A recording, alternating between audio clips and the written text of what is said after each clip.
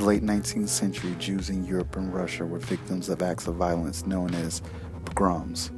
In search of safety, Jews support the creation of a Jewish state. This movement is known as Zionism. In 1918, Germany is defeated in World War I. The British Empire takes control over what is known as Palestine. Next, a legal instrument known as the British Mandate for Palestine adopts the Jewish claim for a homeland.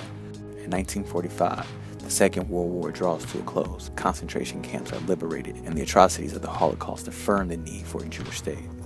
In 1947, the UN comes up with a partition plan. Palestinians grieve as hundreds of thousands are displaced from their homes. This would later be known as Al-Nakba, or the catastrophe. Meanwhile, Israel celebrates the birth of a nation, but then is plunged immediately into a war with 5 surrounding countries. For the next 50 years, wars, peace envoys, and skirmishes would all have their effect on the region. Like the Six-Day War, Israel's territory grew 3 times its original size.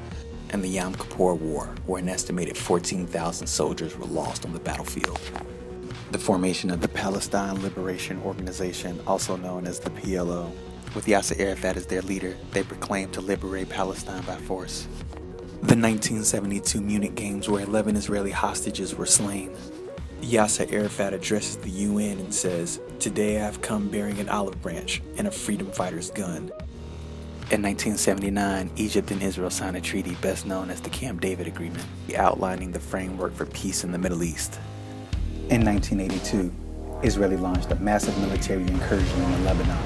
The PLO withdrew from the area, but Israeli allies slaughtered hundreds of Palestinian refugees. Family members mourn over the death of loved ones. These atrocities would later be known as the massacre at Sabra and Shatila.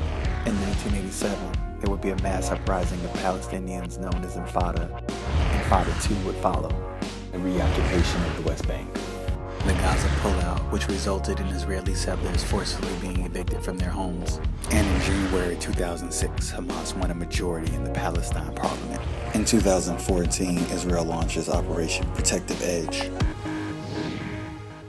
That summer, 2 Palestinian children were killed by Israeli border patrol, and 3 Israeli teenagers were kidnapped and murdered in flaming tensions on both sides. Israel began a crackdown on Hamas militants to find suspects. Airstrikes were aimed at Gaza, and Hamas fired numerous rockets into Israel. Intense fighting ensued for weeks.